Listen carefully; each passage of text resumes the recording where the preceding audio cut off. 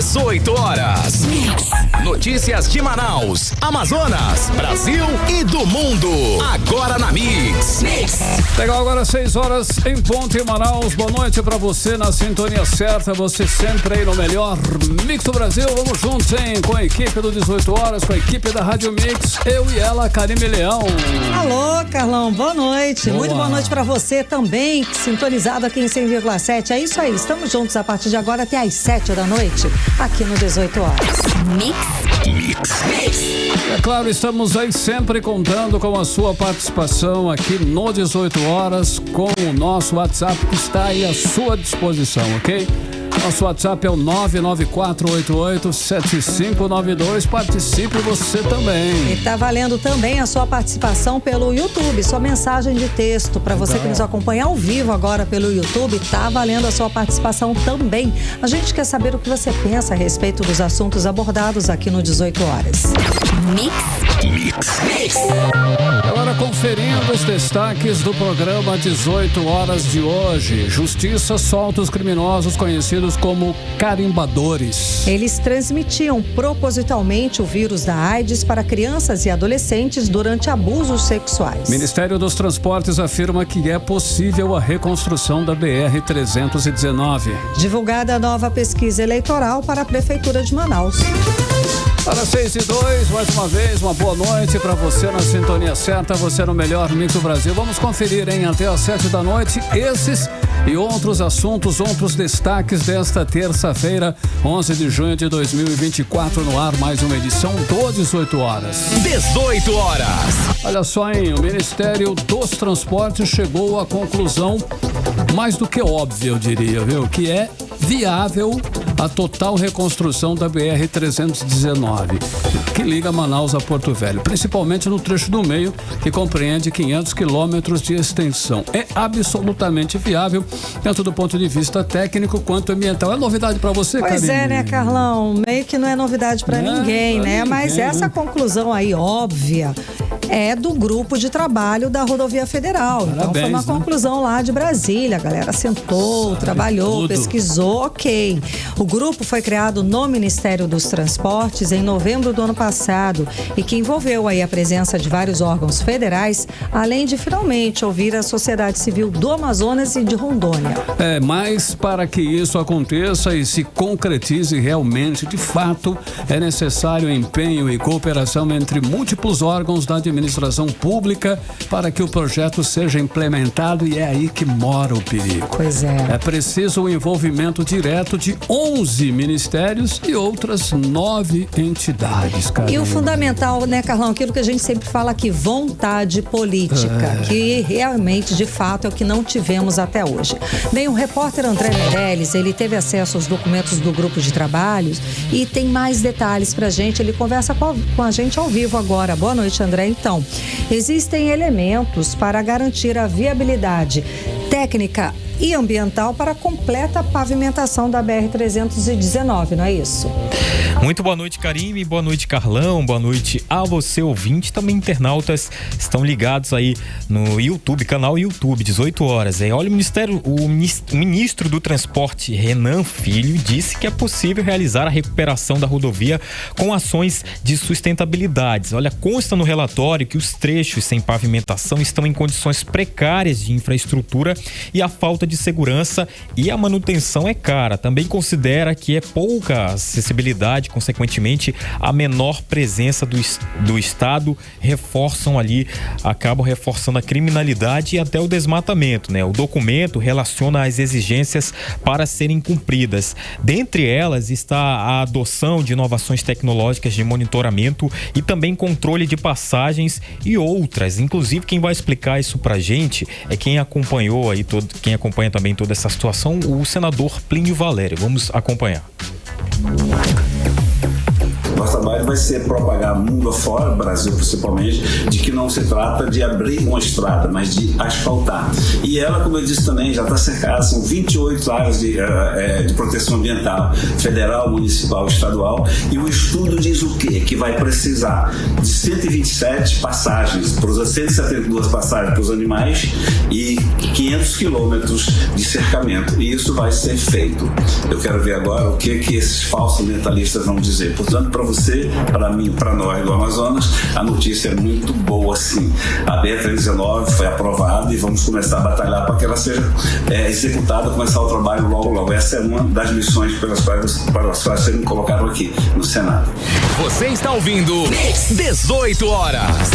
Então tá aí, Karime, Carlão e ouvintes, a gente conferiu a fala de Plínio Valério, senador do Amazonas. Olha, outra exigência é a criação de uma unidade de conservação e o estabelecimento de 2 portais de fiscalização, sendo um no início e o outro na chegada do trecho do meio, né? A proposta do grupo de trabalho é que eles sejam operados pela Polícia Federal, Polícia Rodoviária Federal e também pelo IBAMA, né?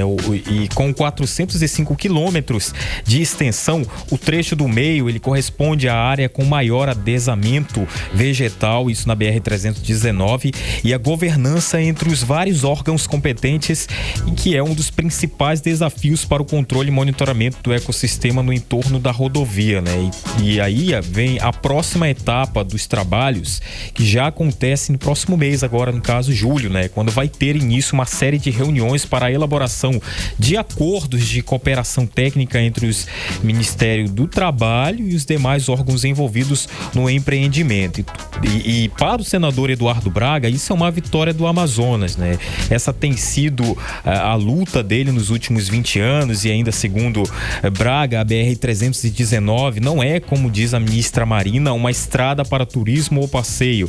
Ela é a diferença, muitas das vezes, entre a vida e a morte. É a diferença entre estar isolado e estar interligado. Essa fala do senador Eduardo Braga. Já para o governador Wilson Lima, ele se manifestou por meio das redes sociais. Ele disse que coloca o Estado à disposição para agilizar o processo no que for necessário e que a BR-319 é fundamental para o desenvolvimento social e econômico da Amazônia e do Brasil, Karime. Lembrando que é a única conexão terrestre aqui de Manaus, né, daqui de Manaus com o restante do país. A única. E que fez uma falta absurda ano passado durante a estiagem que nós passamos, que nós padecemos aqui. Então é uma necessidade humana, diria, não é só econômica. O Manaus ficou isolado, o estado ficou isolado, porque não há vontade política para repavimentar, para reconstruir essa BR que já existe, são vários entraves. E no fim das contas, quem sofre, quem padece é a gente, que fica aqui isolado, isolado, né? A gente não tem conexão com o restante do país. Então, claro, sem dúvida alguma, é uma notícia para lá de que bem-vinda, né, Carlão? E essa BR deveria ser, sim, uma prioridade política, tanto estadual quanto federal, Karime. Exatamente. 6:08, você no melhor Mix do Brasil. 18 horas. Entrevista do dia. Muito bem, hoje o nosso entrevistado é Celso Ataíde, fundador da Central Única das Favelas, a CUFA. A Central Única das Favelas é atualmente a maior organização não governamental focada nesse tipo de território em todo o mundo, Karine. Carlão, e Celso Ataíde está aqui em Manaus para participar da Semana da Sustentabilidade do BID Invest, que começou hoje, vai até quinta-feira, dia 13, aqui em Manaus, com mais de 500 líderes globais para discutir como o setor privado pode desempenhar um papel de liderança na ampliação do impacto na América Latina e no Caribe. Vamos conversar então com o Celso Ataíde. Muito boa noite, seja bem-vindo ao programa 18 horas aqui na Mix. Boa noite, tudo bem? Boa noite, prazer falar com vocês. Boa noite. Um abraço aí para todos os ouvintes.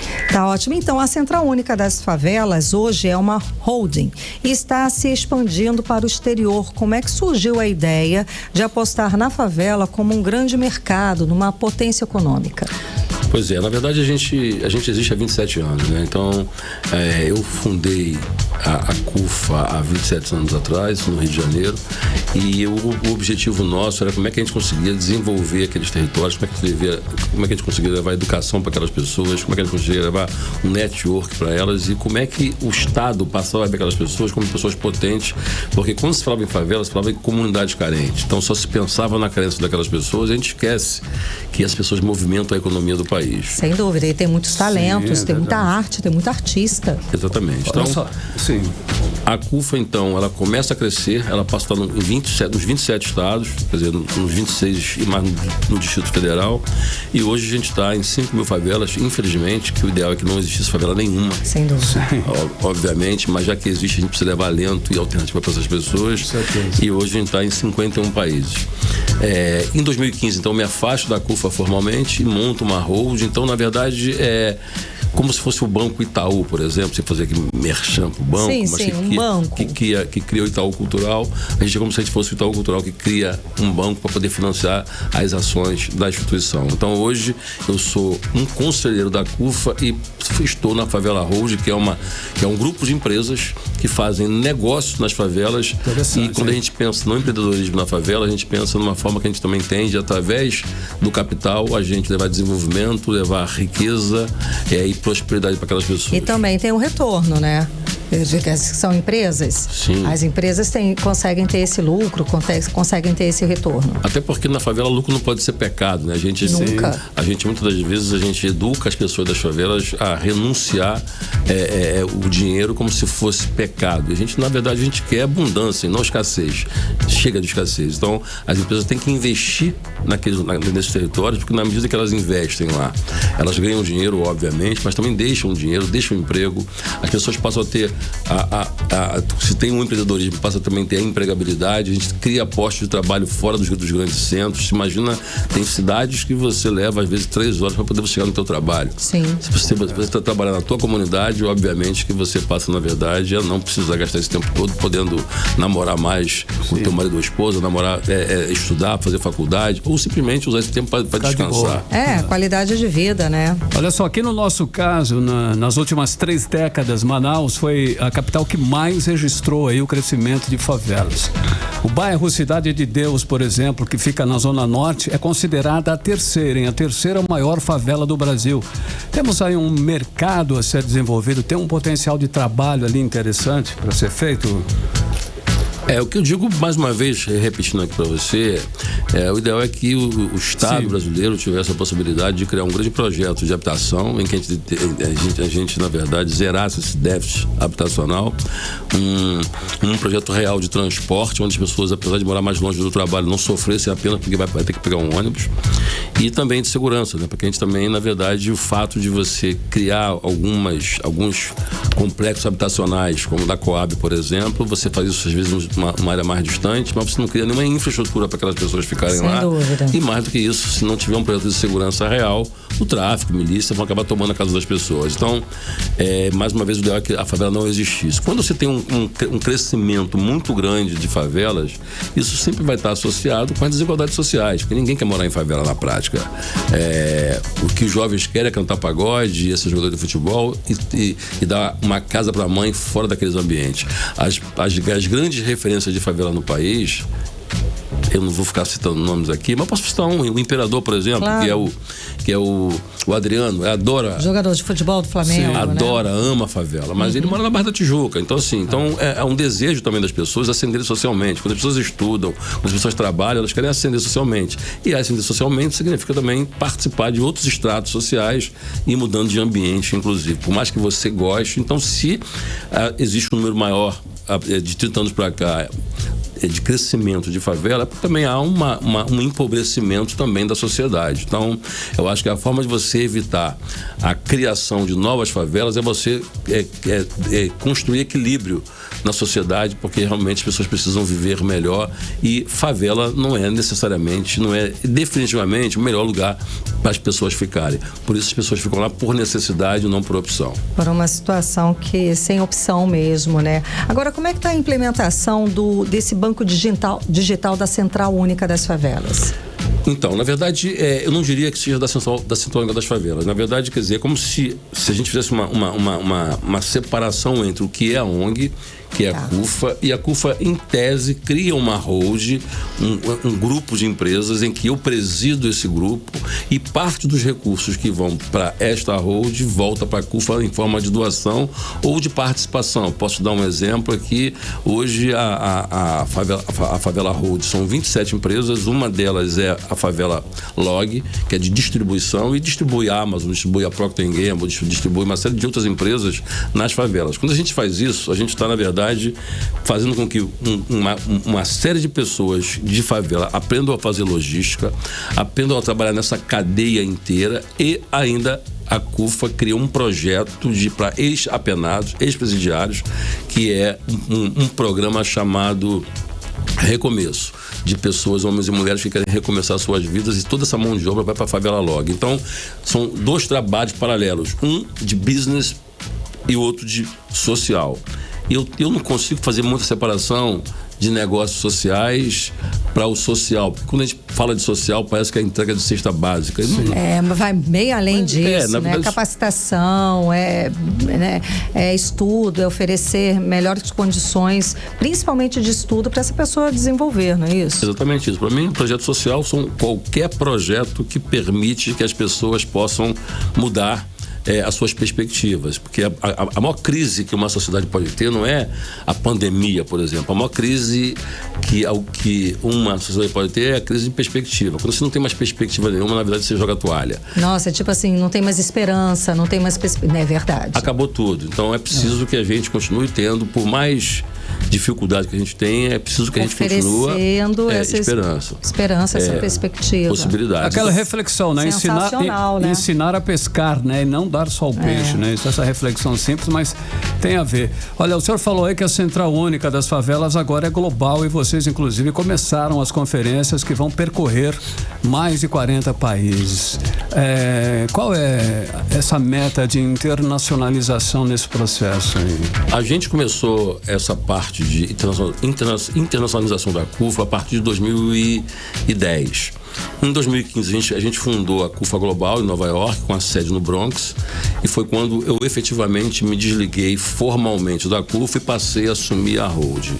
Mas a parte de expansão a gente continua. Hoje a gente está em 51 países, e como vai acontecer agora? O G20, que acontece no Rio de Janeiro em novembro, então a gente fez uma proposta para o governo que a gente incluísse na agenda do G20 as demandas das favelas. Porque o que acaba acontecendo são os 19 países mais ricos do mundo, mas, quer dizer, o 20º país são os países convidados que assumem essa cadeira, mas na prática eles vão discutir os problemas do mundo, mas sem aqueles que sofrem as consequências dos problemas participem dele. Sim. Então a gente entendeu que era importante que a favela tivesse voz nesse ambiente, e então aceitaram isso. Então a gente começou a fazer as conferências no Brasil e fora do país. Então hoje a gente tem feito na África, na Ásia. Então os países onde tem CUFA, que são 51, todos eles estão fazendo suas conferências, e nós estamos trazendo para a conferência tanto do Brasil em novembro, e depois na África do Sul no ano que vem, depois nos Estados Unidos, tudo que a gente está entendendo que e sendo sistematizados a partir do resultado que vai apurar. Nesse primeiro momento, a gente também está na linha do G20, que é discutir sustentabilidade, direitos humanos e o combate à fome no mundo. Então, a gente tem dado uma contribuição, e essa minha ida, essas minhas participações nessas conferências do mundo inteiro, pelo menos 51 países do mundo, é exatamente como é que a favela não se torna coadjuvante de um processo de construção que ela criou. Então ela está desenvolvendo, ela tem contribuições a dar, ou a gente divide toda a riqueza que a favela gera, ou a gente vai continuar dividindo as consequências da miséria que a elite tem desenvolvido ao longo desses anos. Que é o pior para cada país, né?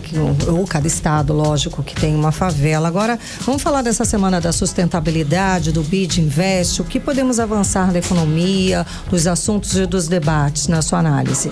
Na verdade, quer dizer, esse encontro, ele está sendo feito E normalmente quando se fala de sustentabilidade, tem vários campos, né? A gente está falando aqui nessa semana de inclusão social, a gente está falando de moradia, a gente está falando de investimentos de impacto, e a perspectiva de cada um, de cada país, de cada empresa sobre cada um tema desse é sempre muito diferente, né? Qual é a visão que uma empresa tem sobre esse mesmo tema? Então não é algo que as pessoas entendem como uma coisa única. Então a primeira coisa é como é que a gente pega essas agendas e transforma numa coisa que seja visível para todo mundo. É como medida de impacto. Sim. E a gente também sabe que muitas empresas, por exemplo, gastam mais dinheiro falando do ESG do que efetivamente fazendo ele, do que aplicando ele. Então, acho que a nossa contribuição nesses dias é como é que a gente também traz esse debate para base da pirâmide. Como é que as empresas, como é que os bancos, como é que o BID, por exemplo, entende que é preciso abrir mão de certos conceitos, é preciso abrir mão de certas regras para poder atender uma necessidade daquela população. Eu vou te dar um exemplo aqui. Os bancos, o Estado brasileiro, eles viabilizam recursos ou fazem renúncia fiscal das cidades e dos estados para poder beneficiar a vinda de empresas para poder se instalar nas cidades com um argumento justíssimo de que vão desenvolver aquela cidade. Então você vem, coloca a tua empresa não paga imposto durante 50 anos, por exemplo, e o argumento é justamente para poder desenvolver empregabilidade, etc. Então, nas favelas é a mesma coisa. A forma que você pode também ter de melhorar a performance dos empreendedores desses territórios é você não taxar menos essas pessoas. Também dar vários benefícios. Incentivos para essas. Exatamente. Então você pega as favelas, você faz um cinturão nelas, por exemplo, diz, as pessoas que empregarem pessoas aqui vão ter menos impostos ou vão também serem isenta de impostos por um determinado tempo. Então, de acordo com o crescimento dessas empresas, você pode ou não diminuir esses impactos econômicos dentro dela. Então, se você não desenvolve essas pessoas, essas empresas nesses territórios, você também não desenvolve essas pessoas. Então, parte do debate que a gente quer fazer e tem tentado fazer nessa semana é, obviamente, que falando da sustentabilidade, mas na favela, na base da pirâmide, nas periferias e nas comunidades. Ok, nós estamos encerrando já a nossa entrevista, mas fazendo aqui tipo uma última pergunta, talvez. Como impulsionar o empreendedorismo nos ambientes de favela? Eu penso que não é muito fácil, muito simples você conseguir entrar em uma favela e desenvolver um projeto lá dentro, não é isso? Eu acho que a maior dificuldade que existe na favela é o conhecimento a respeito do que é o empreendedorismo. Porque essa expressão sequer é usada lá.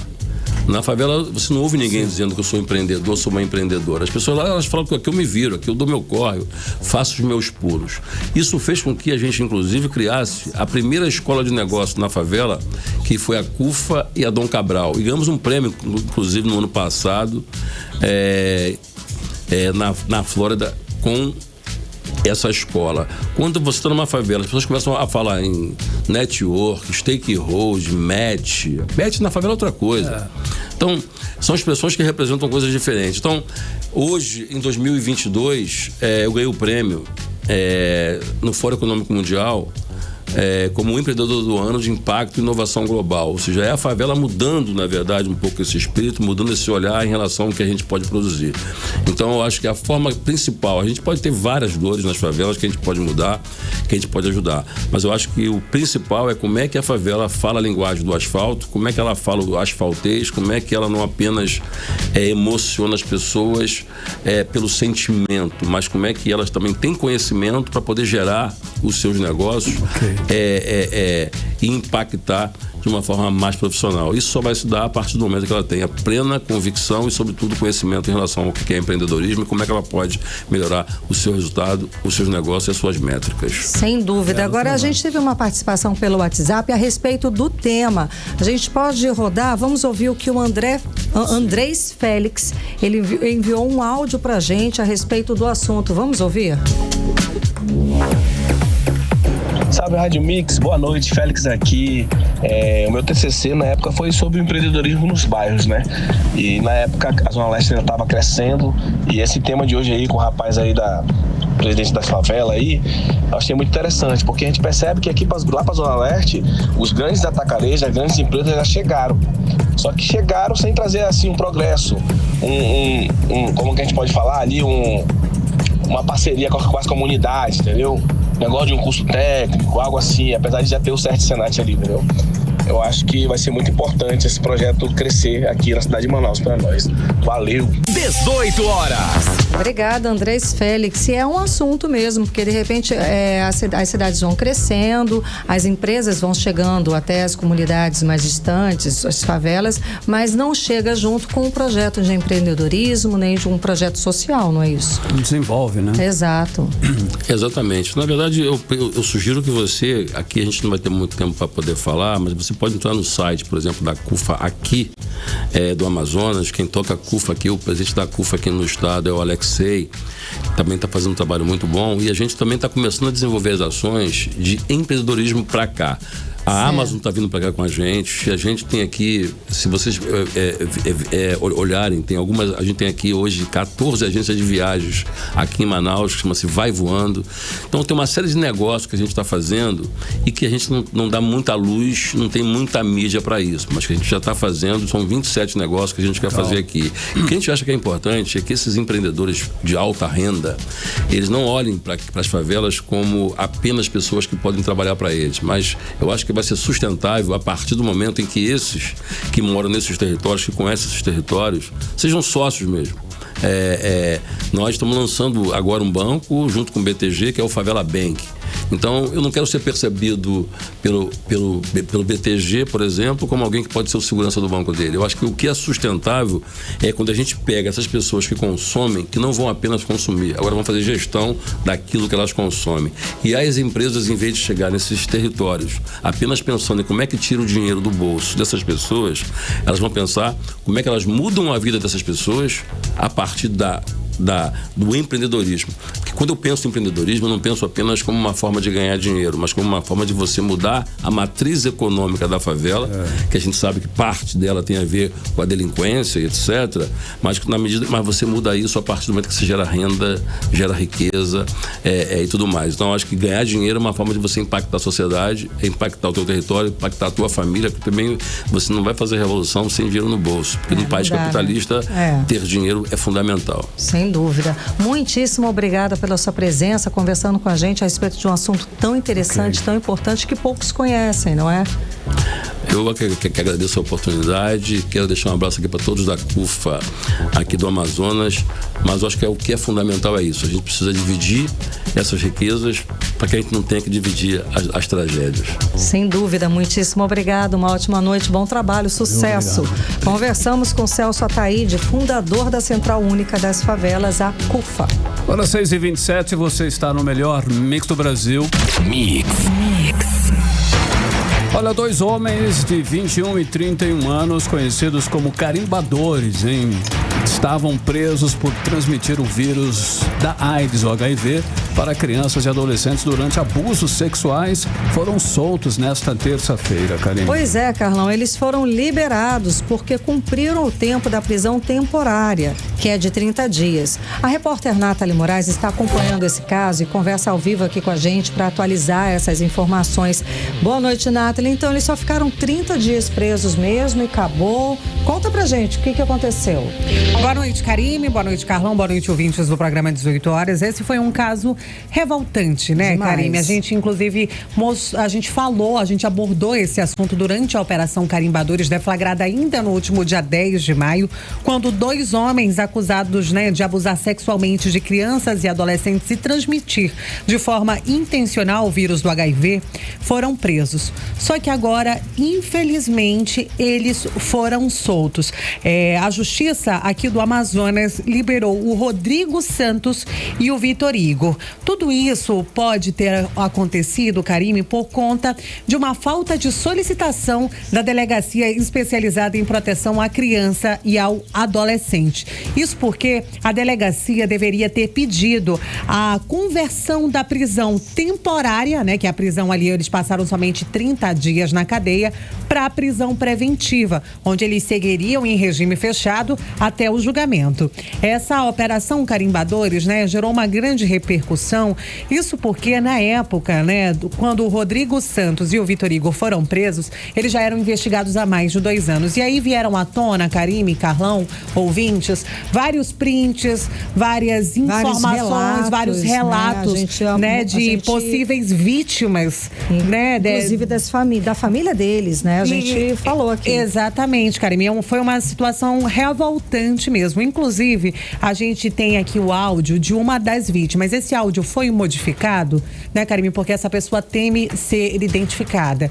Mas essa pessoa, ela teve envolvimento com o Vitor Igor, que de forma intencional transmitiu o vírus do HIV para essa vítima. Essa vítima tinha 19 anos quando tudo aconteceu. E aí agora, depois da repercussão de todo esse caso, ele infelizmente soube que foi mais uma vítima dos carimbadores. Vamos conferir. Destruir uma vida, essa é a palavra. Porque minha vida foi destruída naquele momento, quando eu descobri que estava com vírus. Ainda me dói um pouco falar sobre. Poucas pessoas da minha família sabem. E eu procuro viver como eu posso sem contar pra ninguém sobre. 18 horas. Karime, Carlão, a gente ouviu, né, aí o relato de uma das vítimas desses homens que foram chamados de carimbadores.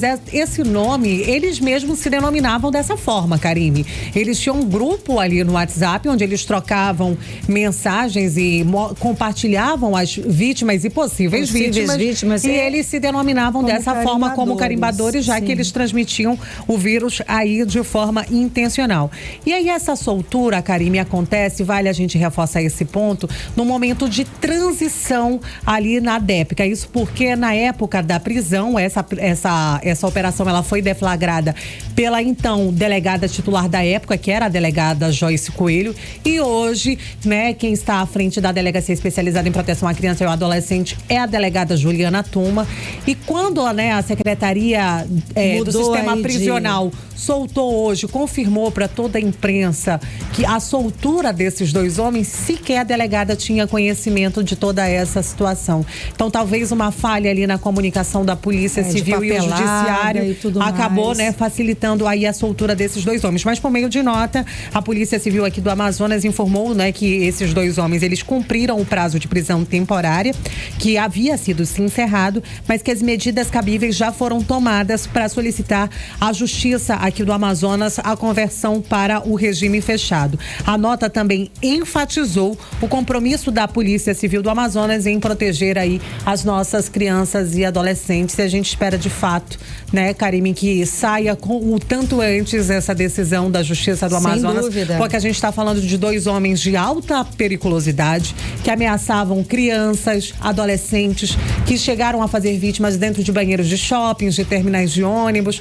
e até mesmo vítimas ali dentro da família deles. Então, são pessoas de extrema periculosidade. Karime, Carlão. Muito obrigada pelas informações, Nathalie Moraes. Valeu, Nathalie, 6h33, se você está no melhor mix do Brasil. 18 horas.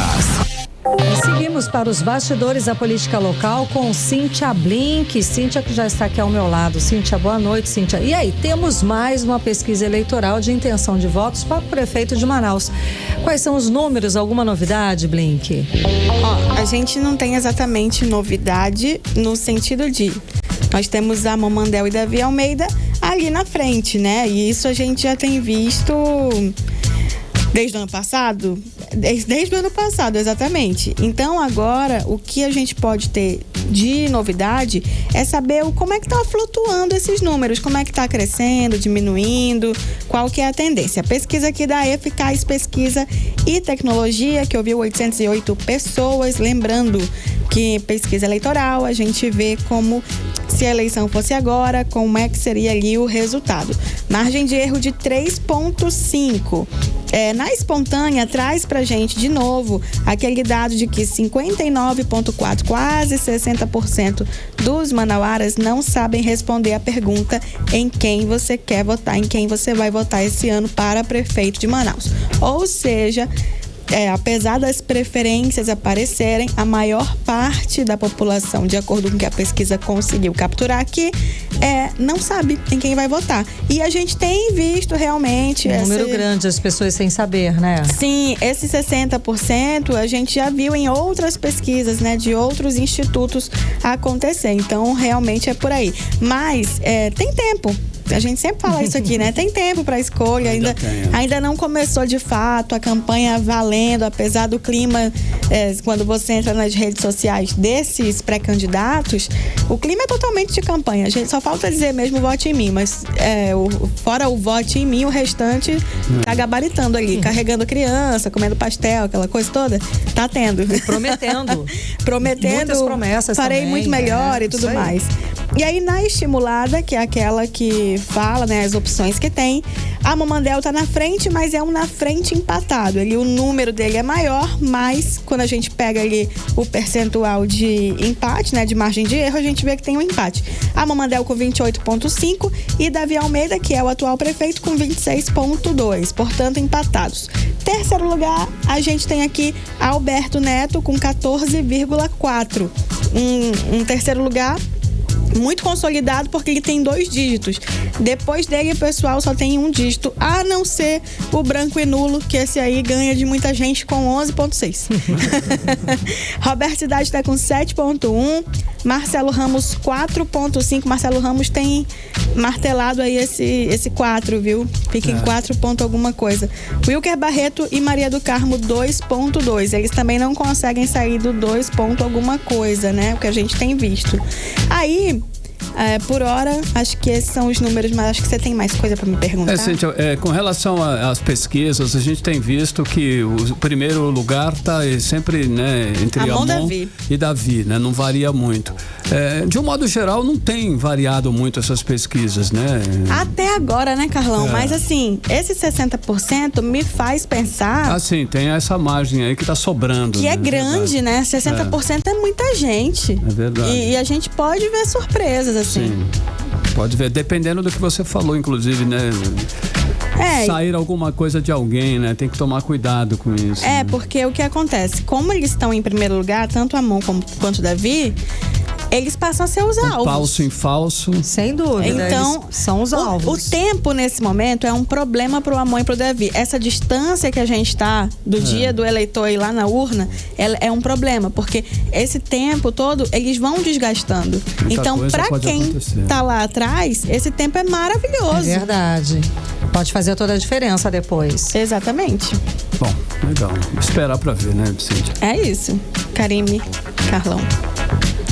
Em relação às pesquisas anteriores, teve mudança e como é que está a rejeição dos pré-candidatos? Vamos falar então de rejeição primeiramente. Nós temos o maior em rejeição, de acordo com essa pesquisa, é Davi Almeida com 23,1.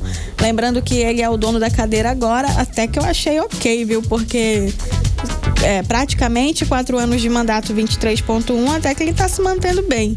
Aí a gente tem Marcelo Ramos com 20,4. Pro Marcelo Ramos, esse 20,4 é um problema, porque ele tem a rejeição alta, mas ele não tem o número de votos, de intenção de votos alto.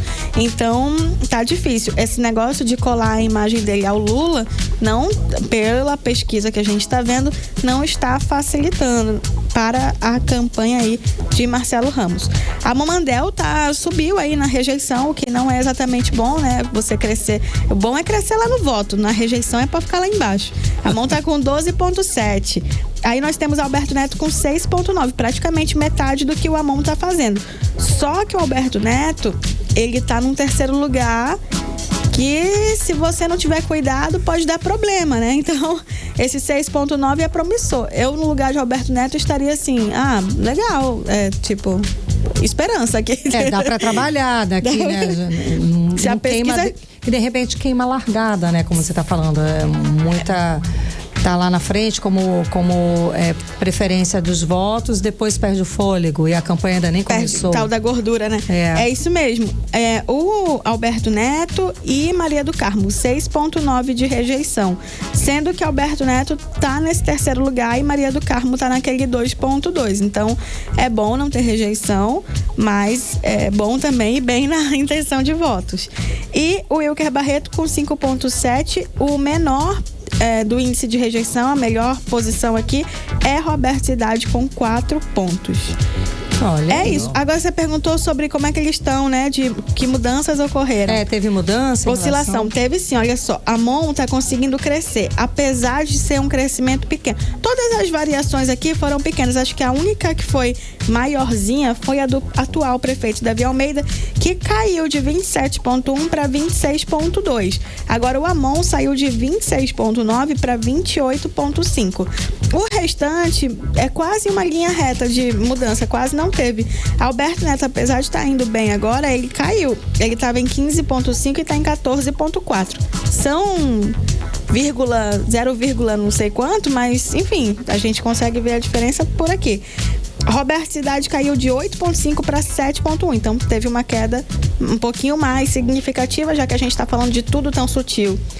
Marcelo Ramos conseguiu crescer de 7,1 para 7,5 e Maria do Carmo e o Wilker Barreto saíram de 1,6, ela e 1,2 ele, os dois ficaram em 2,2. Então foram oscilações que mostra pra gente que tá no começo. Boa. Agora, tem uma margem aí, né? Então...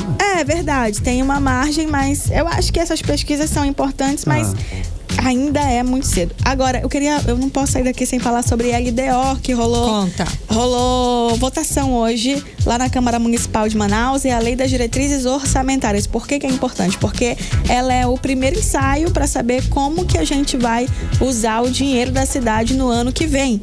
Então, nesse primeiro momento foi aprovada a Lei das Diretrizes Orçamentárias e daqui a pouco, né? Sim. Em dezembro teremos a LOA, a Lei Orçamentária Anual. Sendo que a LDO, por que eles votaram agora? Porque se eles não votarem, os vereadores não votarem, eles não podem tirar férias em julho. Então eles... muito importante. Então foi muito importante, eles fizeram a votação hoje, apesar de estarmos com uma Câmara vazia, viu?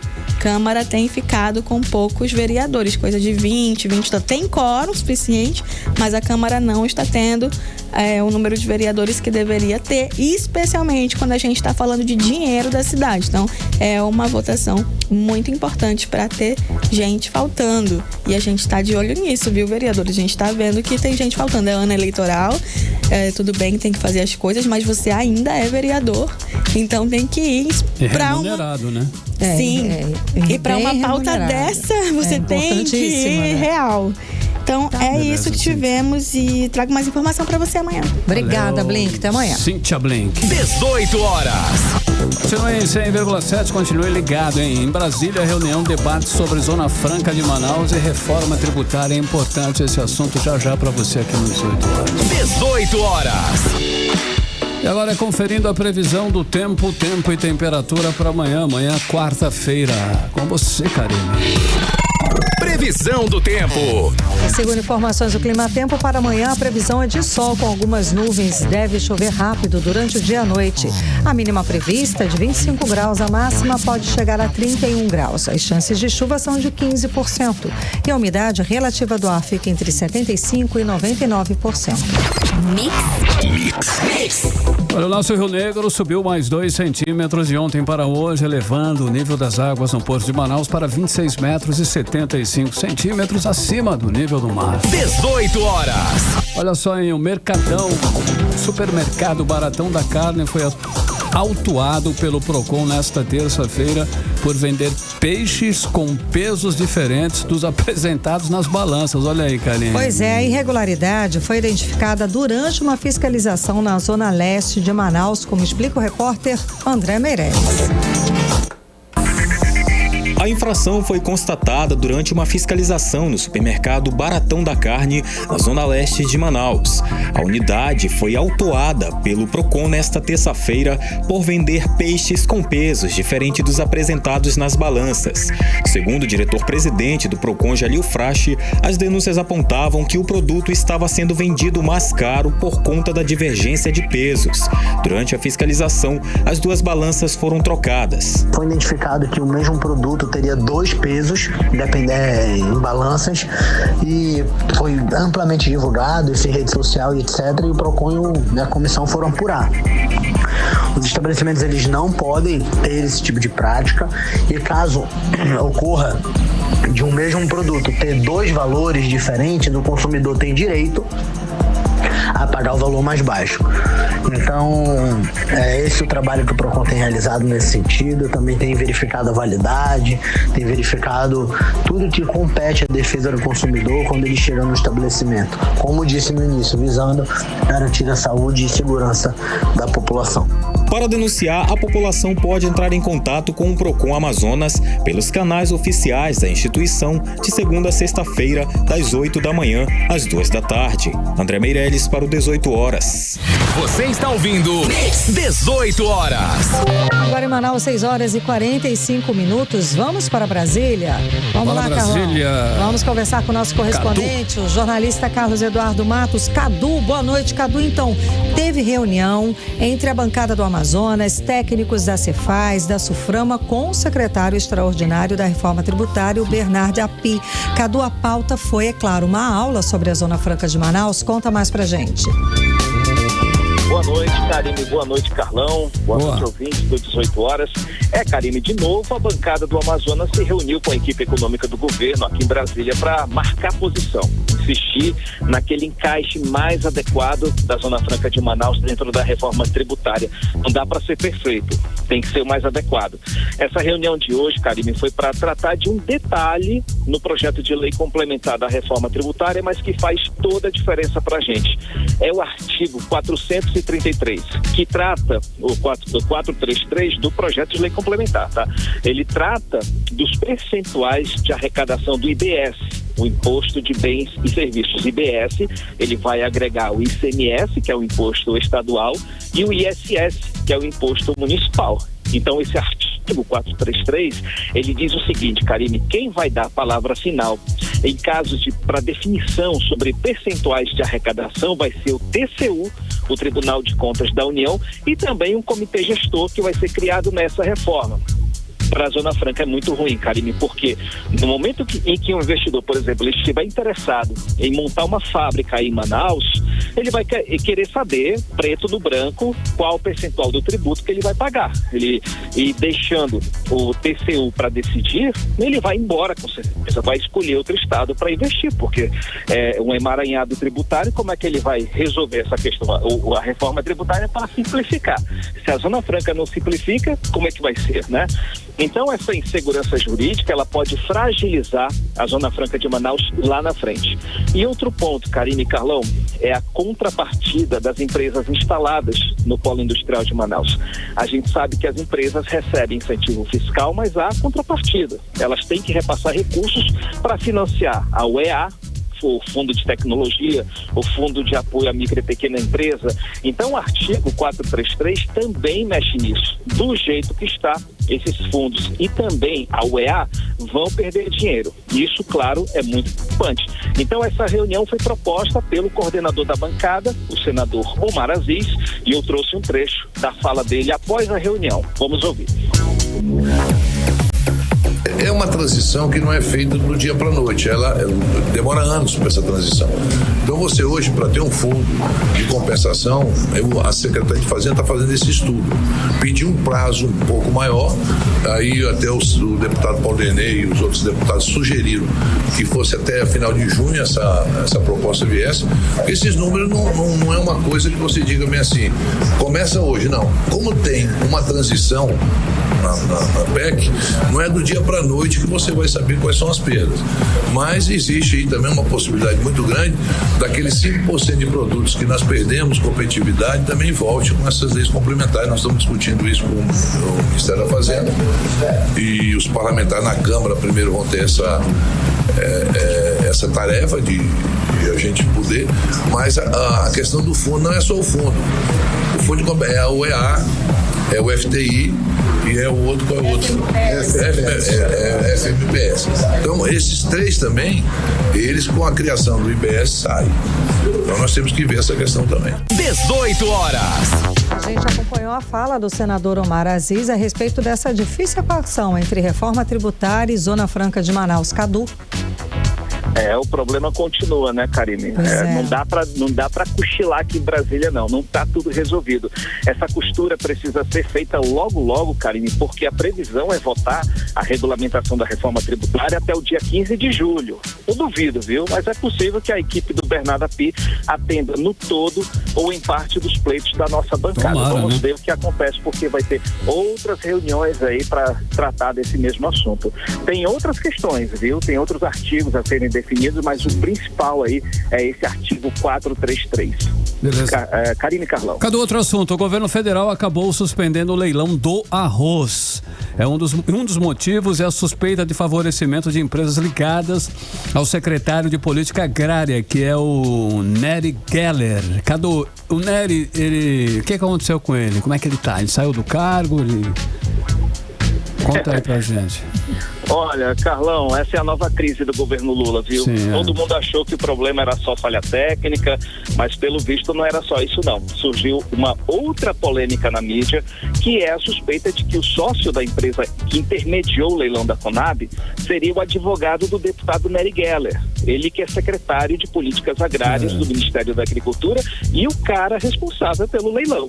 Olha só essa situação. Então, essa polêmica foi a pá de cal, Carlão. Foi aí que o governo Lula decidiu cancelar de vez o leilão do arroz e, em ato contínuo, o ministro Carlos Fávaro aceitou a decisão de Nery Geller, que volta para a Câmara dos Deputados. Ele disse que não tem nada a ver essa informação, ou esse advogado já não presta serviço.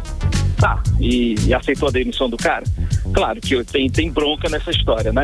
Então, resumindo, Carlão, o governo Lula atirou no que viu e acertou no que não viu, né? Tentou fazer um populismo, assumindo o controle do mercado de arroz e vender mais barato, mas aí acabou tropeçando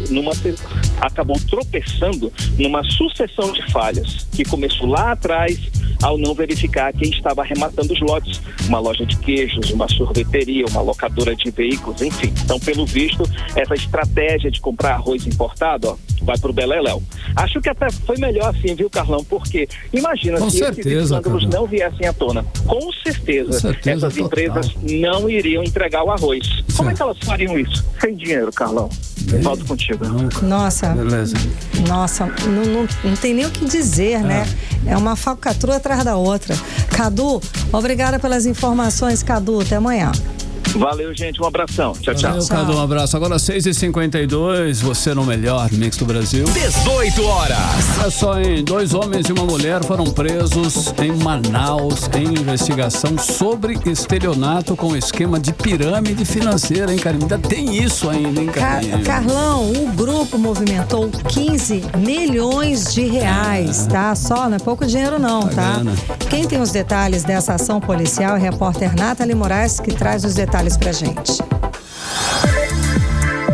2 homens e uma mulher foram presos em Manaus em investigação sobre estelionato com um esquema de pirâmide financeira. O grupo movimentou mais de 15 milhões de reais. Foram presos Farley Felipe de Araújo da Silva, Loiane Praiano Travassos e Luiz Guimarães de Araújo Dias. O delegado Cícero Túlio, titular do 1º Distrito Integrado de Polícia, afirmou que os suspeitos fundaram um grupo empresarial chamado de Lotus. Eles cooptavam funcionários públicos e convenciam os mesmos a fazerem empréstimos de quantias muito altas. E, em seguida, essas quantias eram transferidas pelas vítimas para as contas em nome dos autores, com o pretexto de mais lucros. desdobramento de uma das operações realizadas aqui pelo estado do Amazonas, designada aí a Operação Esfinge, que foi feita no ano passado, onde 19 pessoas foram presas naquela oportunidade, né? A partir então do compartilhamento de informações que foram feitas aqui por nossa unidade para outros estados da federação, onde esse grupo criminoso também manteve filiais e praticava esses crimes, esses outros estados promoveram também outras ações policiais, como as de hoje, que culminou com a prisão de 3 pessoas, sendo uma delas a Loiane, aqui no estado do Amazonas. Loiane foi presa em Manaus, em sua residência localizada no bairro do Coroado, na zona leste aqui da capital. Ela é paraense e foi investigada após a Polícia Civil do Pará informar ao Amazonas. Ela era diretora da instituição na filial lá do estado do Pará e atuava também realizando justamente esse tipo de operação criminosa por parte aí desse grupo criminoso. A operação também foi realizada nas cidades de Belém e Rio de Janeiro. Loiane deve ser transferida para cumprir a pena em Belém. Nathalie Moraes para o 18 horas. Você está ouvindo 18 horas. Legal, 6h54, conferindo rapidinho agora a previsão do tempo para hoje com Karime Leão. Previsão do tempo. Segundo informações do Clima Tempo, a previsão é de chuva rápida durante a noite e a madrugada. A umidade relativa do ar fica entre 67% e 95% e a temperatura máxima chega a 31 graus. Mix. Economia.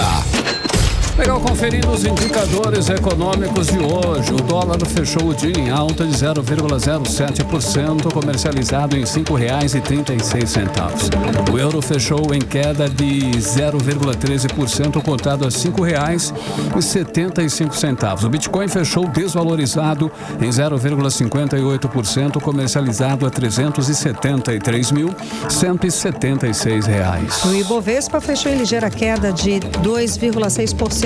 Aos 364.587 pontos. A inflação oficial do país acelerou para 0,46% em maio.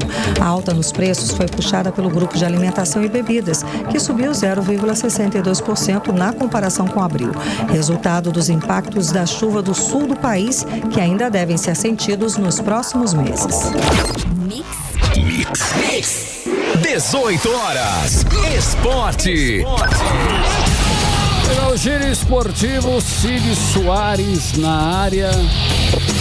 Cid, hoje tem Botafogo enfrentando o Fluminense pelo Brasileirão. Jogão de bola, hein, Cid? Mais que isso, cara. Mais que um jogão de bola. A gente tá vendo aí duas equipes que se enfrentam numa disputa bem interessante.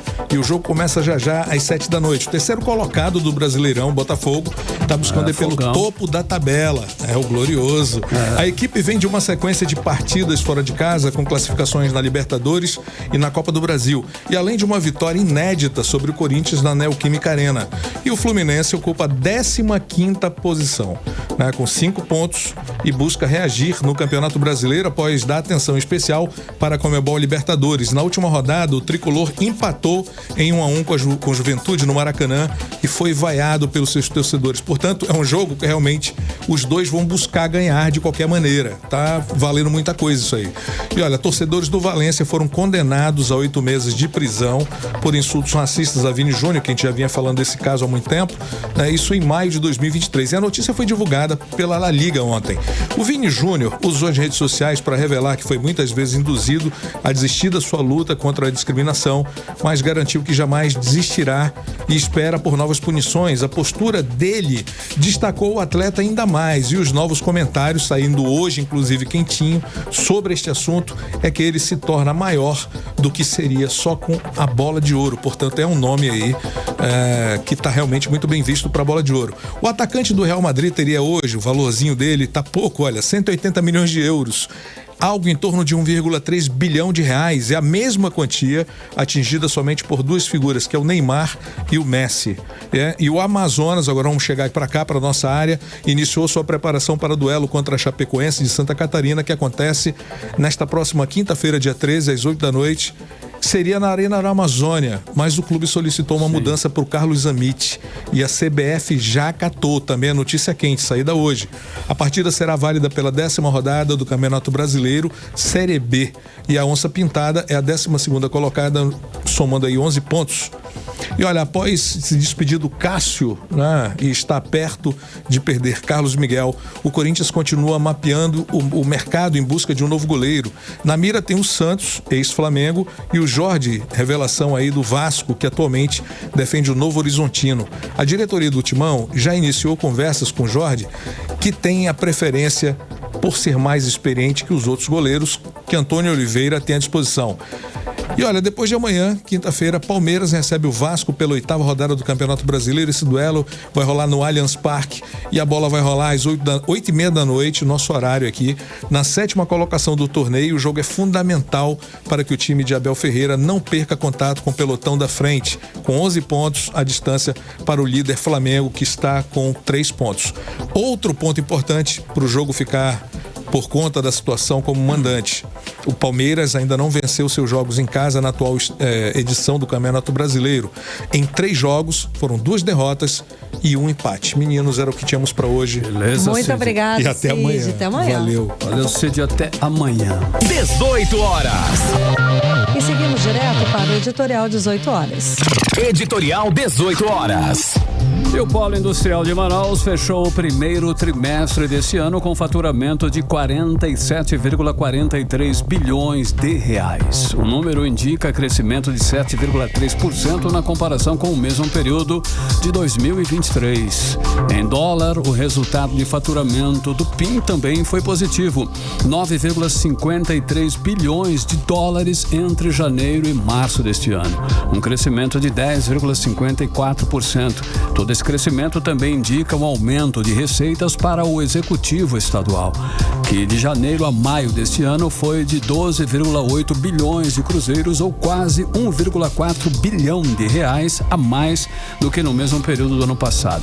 Um aumento de mais de 12% de recursos nos cofres estaduais, cujos gestores não podem reclamarem da falta de dinheiro. 18 horas. 7 em ponto, Karime. Boa noite. Valeu, gente. Boa noite, um beijo, até amanhã. Até amanhã.